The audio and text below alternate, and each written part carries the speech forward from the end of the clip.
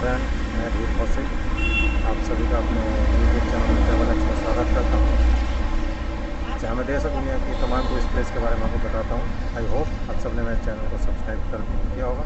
अगर नहीं तो प्लीज़ मेरे चैनल को लाइक करें, सब्सक्राइब करें, शेयर करें, कमेंट में मुझे बताएं कि मेरी ये जानकारी आपको कैसी लगी।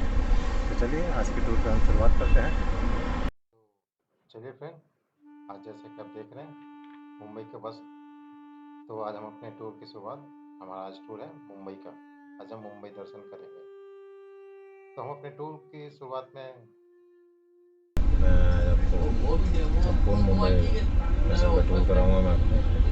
तो देखिए अपनी मुंबई दर्शन की टूर का शुरुआत करेंगे, हम बस से चलेंगे। इसमें आज मुंबई के जितने भी मेन जगह है टूरिस्ट के, मैं आपको वहाँ पर लेके चलूँगा। चलिए हमारे टूर की शुरुआत मुंबई के बस से करते हैं। टूरिस्ट बस है।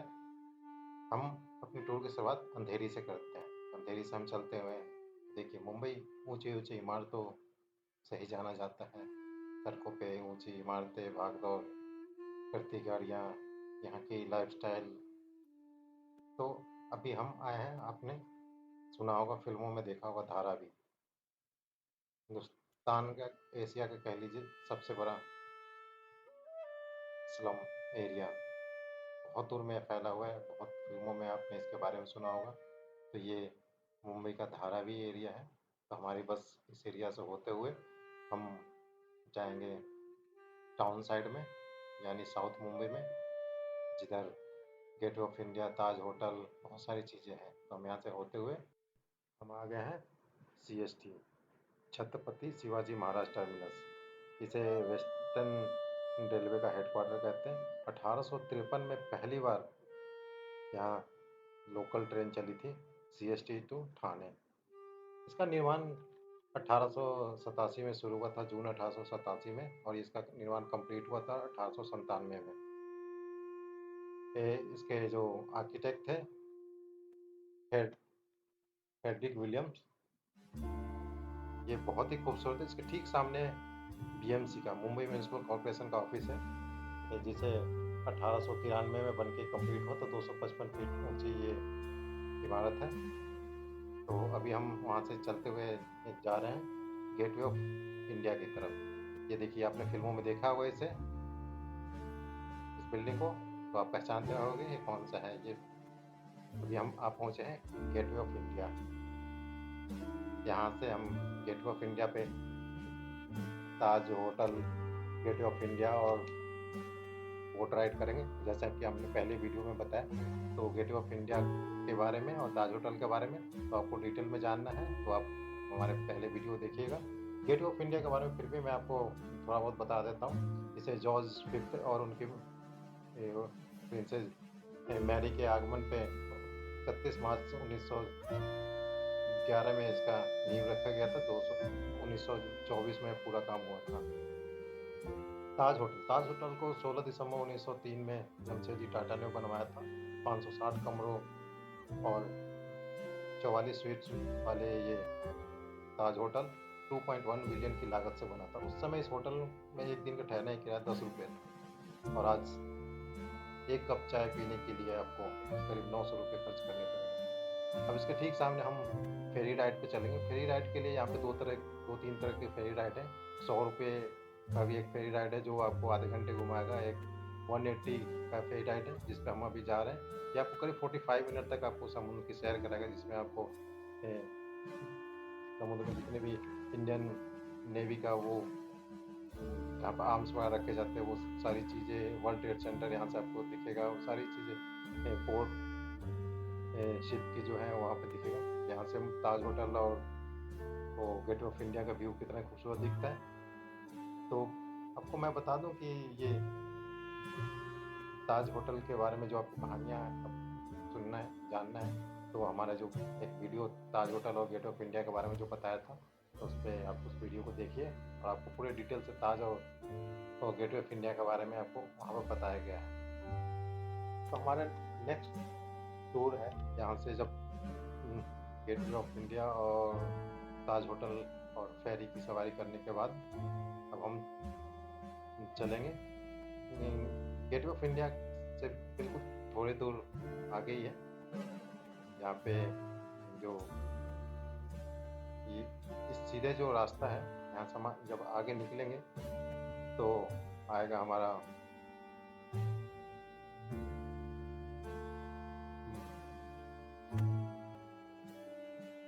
ये यहाँ पे रीगल सिनेमा हॉल है। ये बहुत पुराना सिनेमा हॉल है। यहाँ पे ये जहांगीर म्यूजियम है, इसे नेशनल आर्ट गैलरी भी कहते हैं। इसके ठीक सामने ये मुंबई पुलिस का हेडक्वार्टर है। ये मुंबई पुलिस का हेडक्वार्टर है।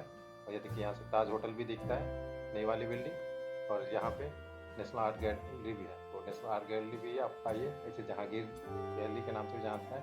अब हम चलेंगे छत्रपति शिवाजी महाराज वास्तु से संग्रहालय।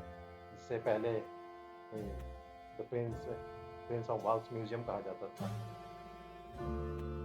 ये इसका निर्माण वेल्स के प्रिंस ने भारत के आगमन के समय हुआ था, 10 जनवरी 1922 को। इसके आर्किटेक्ट थे जॉर्ज वेटी। इसमें बहुत पुरातत्व चीज़ें रखी गई है। इसको हिंदुस्तान के प्रसिद्ध लोगों ने इसकी नींव रखी थी। इसकी नींव 11 नवंबर 1905 को इसकी नींव प्रिंस ऑफ वेल्स के और अपकमिंग जॉर्ज फिफ्थ ने रखी थी। 10 जनवरी 1922 को दर्शकों के लिए इसको खोला गया था। इसमें करीब 70,000 ऐतिहासिक और कलात्मक वस्तुएं संग्रहित किया गया है। यह म्यूजियम 3 भागों में विभाजित है: कला, पुरातत्व और प्राकृतिक इतिहास से अलग अलग। तो इसमें हर एक चीज़ आपको देखने को मिलेगा। दोस्तों, मेरे आपसे रिक्वेस्ट है कि जब भी आप मुंबई आइए, इस म्यूजियम में खासकर आप जरूर आइए। इस म्यूजियम में आपको सिंधु घाटी, हड़प्पा युग के अवशेष रखे गए हैं। मौर्य, गुप्त, चालुक्य और राष्ट्रकूट के शासकों के समय के अवशेष की चीजें यहाँ पे बहुत अच्छे से संग्रहित करके रखा गया। यह म्यूजियम वर्ल्ड के पॉपुलर म्यूजियम में से एक है। तो आप, मेरा रिक्वेस्ट है कि आप जब भी मुंबई आए तो इस म्यूजियम में जरूर जाएं। इस म्यूजियम की आप जाइएगा तो यहाँ पे हर एक युग की जो चीज़ें हैं उनको बहुत अच्छे से तिब्बतियन चीज़ें, शासन काल की जो है तिब्बत के चीज़ें को संग्रहित करके गया है। इंडियन आर्ट, पेंटिंग, हर एक चीज़, करेंसी जितने भी टाइम से हड़प्पा संस्कृति से लेके सिंधु घाटी सभ्यता सिविलाइजेशन से लेके अब तक जितनी भी करेंसियाँ हैं उनको संजो के रखा गया है। डायमंड। तो इस म्यूजियम की चीज आप पाइएगा तो कम से कम आपको इस म्यूजियम को अच्छे से आप देखिएगा तो करीब आपको 2 घंटे बीत जाएंगे, आपको पता भी नहीं जाएगा। ये हमारा बस से टूर है तो हमारा एक लिमिट होता है टूर पे। मुंबई दर्शन वाले जो बस होते हैं उनकी लिमिट होती है 1 घंटे की इस म्यूजियम में। तो 1 घंटे में ही शॉर्टकट में आपको मैं इस म्यूजियम में रखी हुई सारी चीज़ों के डिटेल बताऊंगा। तो सिर्फ 1 घंटे की वीडियो सिर्फ इस म्यूजियम पे बन जाएगी। तो मैं आपको डिटेल में नहीं बता रहा हूँ, आपको तस्वीरें और वहाँ पे रखी हुई कलाकृतियाँ जो रखी हुई उनको मैं आपको दिखा रहा हूँ। तो आप आइएगा तो खुद इन सब चीज़ों के बारे में देखिएगा, जानिएगा, समझिएगा। और बहुत ही खूबसूरत म्यूजियम है। वर्ल्ड के कह लीजिए कि ये टॉप क्लास म्यूजियम में से एक माना जाता है इसको। इसमें उनकी पेंटिंग, प्रतिमाएं लगाई गई है। ब्रिटिश काल के जो प्रिंस थे, चार्ल्स वगैरह थे, इन सब की। तो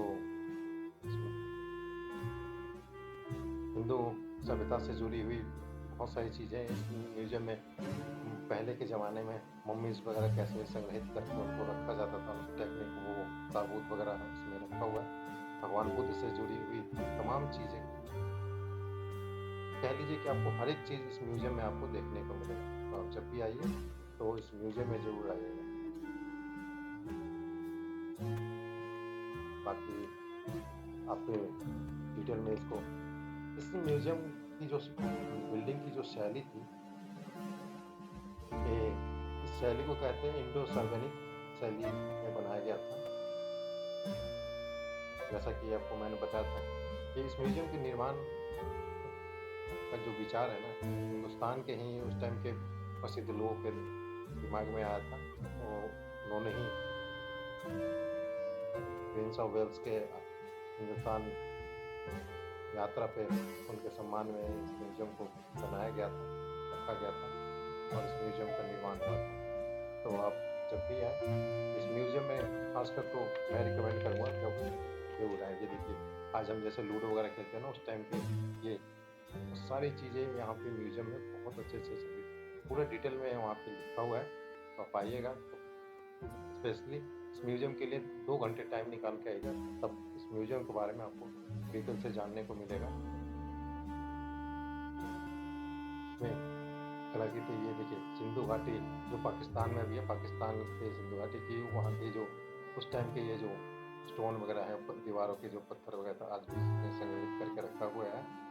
तो आप हैं तो इन सब चीज़ों के ये हड़प्पा और सिंधु घाटी सिविलाइजेशन में उस टाइम जो बर्तन और ऑर्नामेंट वगैरह जो इस्तेमाल किया जाता था, वो सब यहाँ पे रखा हो गया है।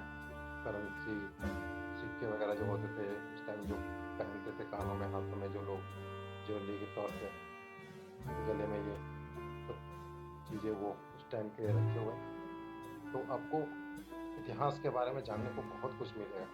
तो आप आएँ, यहाँ पे वीडियोग्राफी वगैरह कोई मना नहीं है। आप अच्छे से इसको आप अपने कैमरे में रिकॉर्ड कर सकते हैं, फ़ोटोग्राफ्स ले सकते हैं, ताकि अपने और अपनी फैमिली में लोगों को दिखा सकें जो यहाँ पे नहीं आ सकते हैं। ये शिवाजी महाराज के टाइम के, ये शिवाजी महाराज की ये जो हथियार वगैरह युद्ध में वो सब इस्तेमाल जो करते थे, उन सबों को यहाँ पे संग्रहित किया गया है। ढाल, कृपाल, खंजर, हर एक टाइप के उस शिवाजी महाराज के टाइम की चीज़ें यहाँ पे रखी हुई है। इस म्यूज़ियम को शिवाजी महाराज के नाम पे ही रखा गया था। आपको जैसा कि मैंने बताया कि पहले इसे द प्रिंस ऑफ वेल्स के नाम से जाना जाता था, तो अब इसे शिवाजी महाराज वास्तु संग्रहालय के नाम से इसे जाना जाता है। ये देखिए, ये वो ताबूत है जिसमें पहले मम्मी वगैरह संग्रहित करके रखी जाती थी। ये वही मम्मी वगैरह के हैं। तो आप आएँ तो इस म्यूज़ियम को देखें और उसको समझें अपने इतिहास के बारे में। ये कृष्ण से जुड़ी एक सेक्शन है जहाँ पे कृष्ण के बारे में आर्ट, उनकी कलाकृतियों को रखा गया है। पेंटिंग्स,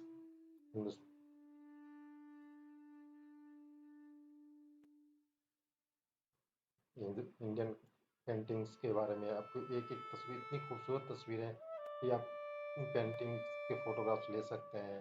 इसको पेंटिंग बनवा के आप अपने चाहे तो अपने घर में लगा सकते हो। बेहद ही खूबसूरत पेंटिंग है, तो वो फ़ोटोग्राफ्स ले सकते हैं, कोई रेस्ट्रिक्शन नहीं है। इन पेंटिंग्स की कीमत दोस्तों बहुत है। ये देखिए, तिब्बतियन कल्चर के बारे में, कि तिब्बतियन उस एंशिएंट टाइम के हर एक चीज़ों को यहाँ पे रखा गया है, तिब्बत की सभ्यता और उनकी। तो आप जब भी आएँ, इसके लिए स्पेशली मैं आपको बोलूँगा टाइम कम से कम 2 घंटे निकाल के आएँ। तो आज हम अपने एक दिन में ये हमारा टूर पूरा ख़त्म होगा नहीं। हमने अपने टूर की शुरुआत की थी अंधेरी से, सुबह के 8 बजे, और अभी आप समझ सकते हैं ये अभी इस टाइम 1 बज रहा है। इसमें बस हमने गेट वे ऑफ इंडिया गया, 45 मिनट की फेरी राइड लिया हमने, और उसके बाद यहाँ है। ये देखिए, करेंसी है, हर एक काल की जो करेंसी है यहाँ पे रखी गई है। मौर्य काल से लेकर सिंधु घाटी, हड़प्पा संस्कृति के टाइम युग से जितने भी करेंसी हैं, सबको यहाँ पे संग्रहित करके रखा गया है। देखिए, वहाँ पे पर लिखा हुआ भी किस काल की कौन सी करेंसी है। तो आप आइएगा तो यहाँ पे आप देखिएगा, आपको जानने और सीखने को बहुत कुछ मिलेगा अपने इतिहास के बारे में। और हर एक सिटीजन को, चाहे वो किसी भी देश के हो, अपने इतिहास के बारे में उनको जानना चाहिए। तो यहाँ पे डायमंड्स भी रखे हुए हैं, जो आप आइएगा तो ये वहाँ पर देखिएगा डायमंड्स भी है, तो उन चीज़ों को आप देखिए डायमंड्स ही है।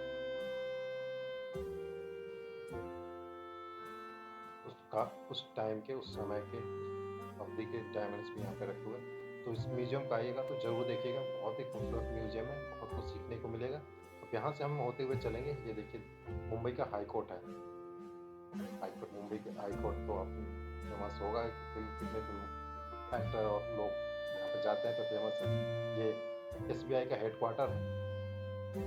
एसबीआई के हेडक्वार्टर जो एसबीआई का मेन जो ब्रांच है ये मुंबई में नरीमन पॉइंट एरिया में टाउन में।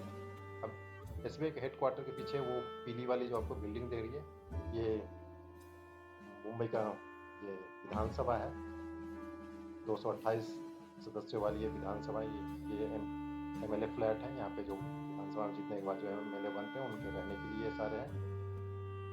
इसकी ओपनिंग 19 अप्रैल 1981 में प्राइम मिनिस्टर इंदिरा गांधी के द्वारा किया गया था। इसका निर्माण का शुरू हुआ था 27 मई 1974 को काम शुरू हुआ था। देखिए शिवसेना के यहाँ ऑफिस है, यहाँ पे आपको कुछ नेता वगैरह दिख भी जाएंगे, इंटरव्यू वगैरह उनका चल रहा है। ये एयर इंडिया का 1993 का बम ब्लास्ट तो आप सभी को याद ही होगा। ये एयर इंडिया की बिल्डिंग है।